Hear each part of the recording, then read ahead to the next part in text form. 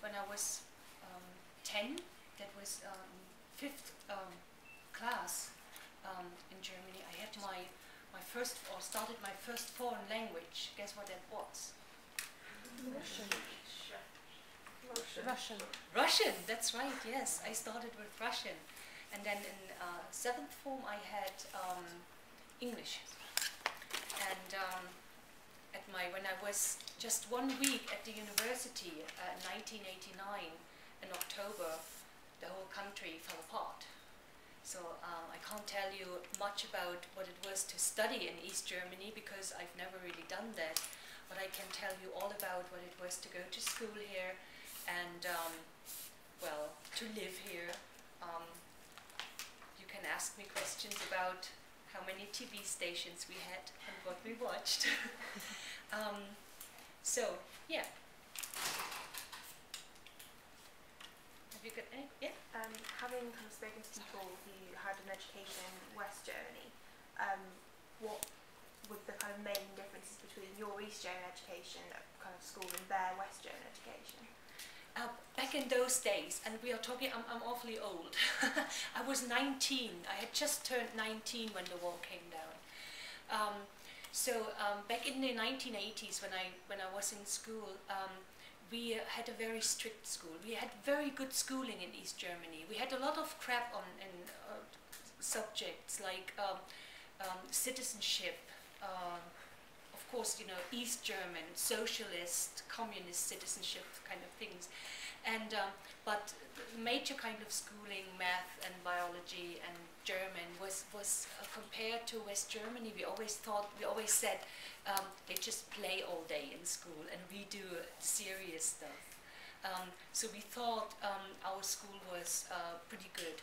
Now, you know, in retrospective, of course, it probably wouldn't be bad to have played more, and but we never did. So, but schooling was quite good.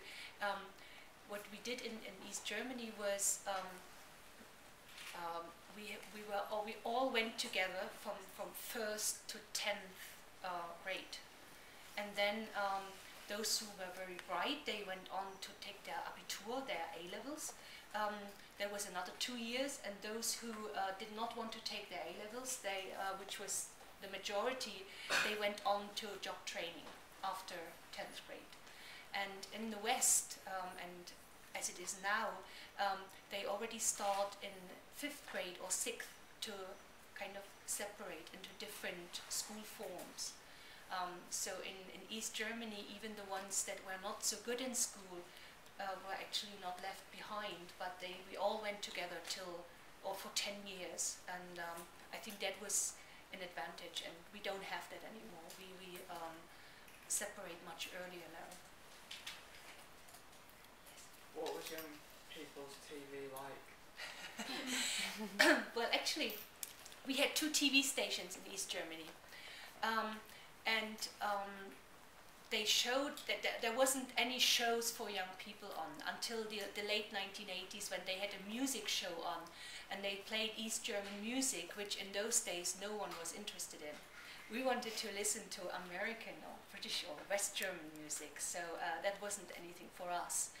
And they had film for young people on, but mainly like kind of those fairy tale films from the Soviet Union. They are nice if you're 4, but if you're 14, it's kind of boring.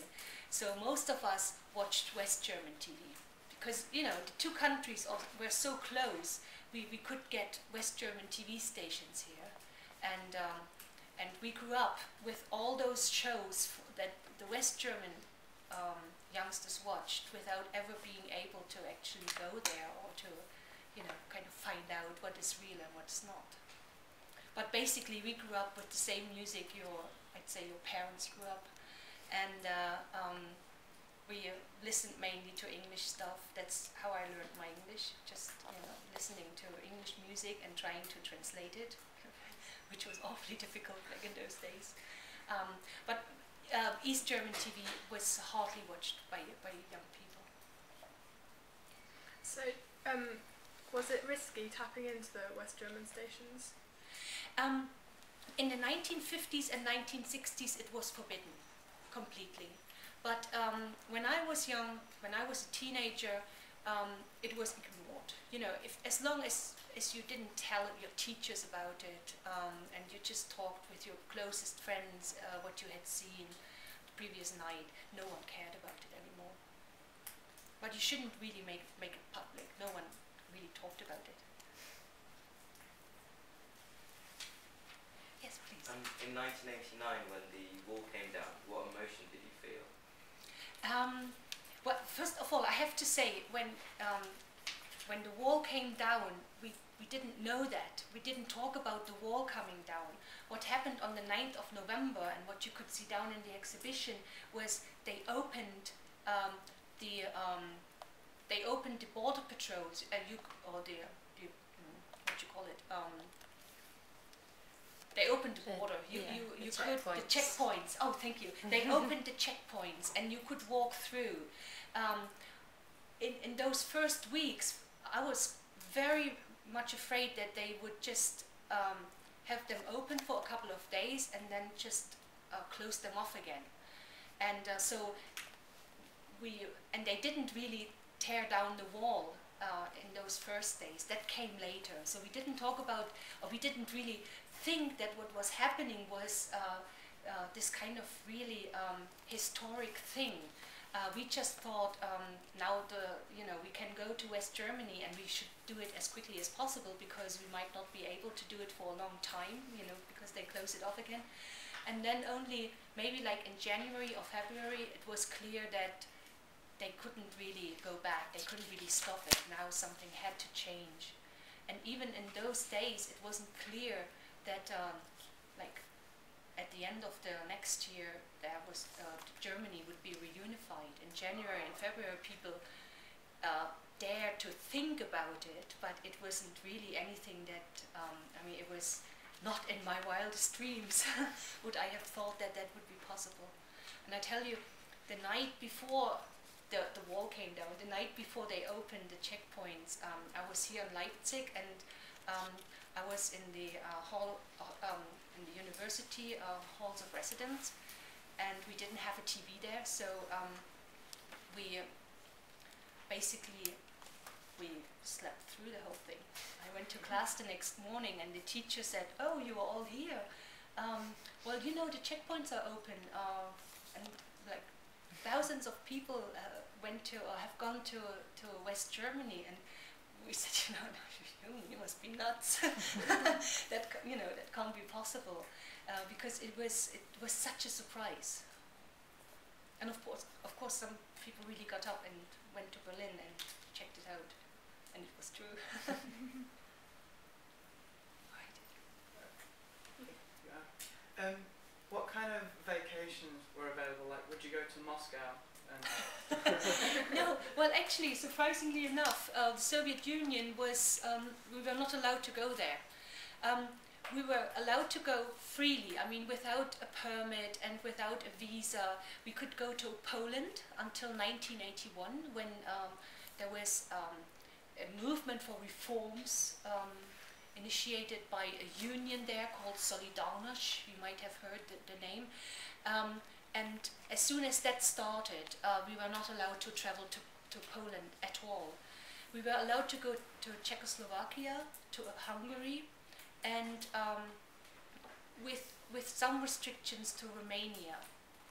And all the other countries, like the Soviet Union, or Bulgaria, sorry, like Soviet Union, Romania, you were only allowed to travel with a tour group, and then they checked you out very carefully if you were eligible, if you were communist enough to go, and but you couldn't go on your own. And we were not allowed to go to any West German countries until the age of 65. As soon as you retired in East Germany, you were allowed to go to West Germany. So, but when I was 15, there was a great thought, I just have to wait another 50 years and then I can travel. It was pretty hard. Yes? Was it overwhelming when the wall actually came down and you had access suddenly to all the cinemas and the different and the choices of everything?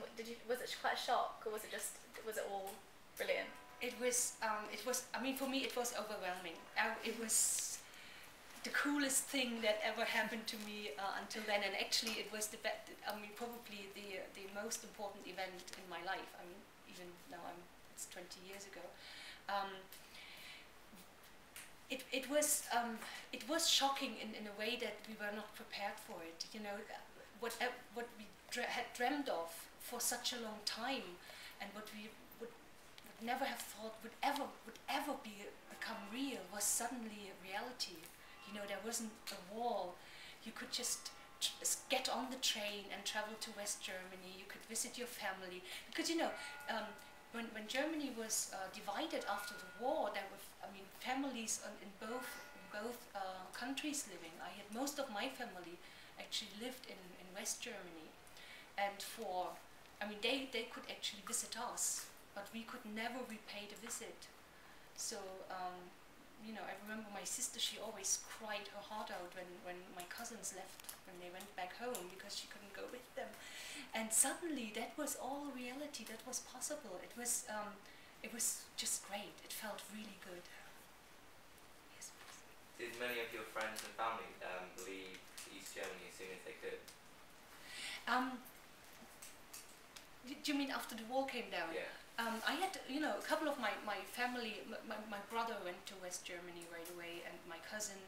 But, you know, most of them, like I was at university here, there wasn't really a reason for me to leave. I took a leave of absence for a year and went to the US to just, you know, check it out. And so many took longer trips or so, but, you know, if you had your job here or your family, my family, there were not a lot of people who actually left. A lot of people left in the early and mid 1990s when a lot of factories shut down here in the East, and people lost their jobs, and unemployment really skyrocketed. So they went to the West to find work there. I mean, by the millions, I have to say. That was really dramatic. But that was much later, much after the war came down, or long after the war came down. Yes. After the war came down, did you like sort of foresee the unification of Germany, or did you think the country would still be divided? I mean, right after the war came down, I didn't think that would ever happen. I mean, I think in early spring, or late spring, early summer of 1990, when people talked about it, when they said it would be possible, and when we had our first and only democratic elections in the East, it was in March, and the government that was elected was with the same party that was in power in the West at that time, the Christian Democrats. And then people thought, now it could be possible that we are kind of reunited. But, it took about half a year after the wall came down to actually come up with those thoughts. And still, you know, when it happened, it was amazing that it actually did happen. Yes? And so when, in your opinion, was Germany finally united completely? Completely. Yeah. In 2050, I think. It's, you know, I mean, we are a united country, but if you talk to the people, there is still a lot of differences between East and West, culturally, because of course people grew up in really different countries for 40 years, so it takes a long time. And economically, because in the East, I mean, unemployment is much higher than in the West, and our economy is not nearly as powerful as that in the West, which makes it easier for us now with this economic crisis, because it's much harder in the West, because you know, you can't have a crisis with an economy that's not existent here. So we are much more relaxed than the people in the West now, and so it'll take a while. But I mean, we already have like a generation, like people as old or you know, people as old as you are. I mean, they were born in a unified Germany, so many of them, you know, were born in Dresden in the east, but now live in Frankfurt in the west. So if you ask them, are you East or West German, they don't know. They say, well, I'm German, you know, who cares? And I think if we have more of these generations, the older they get, the easier it is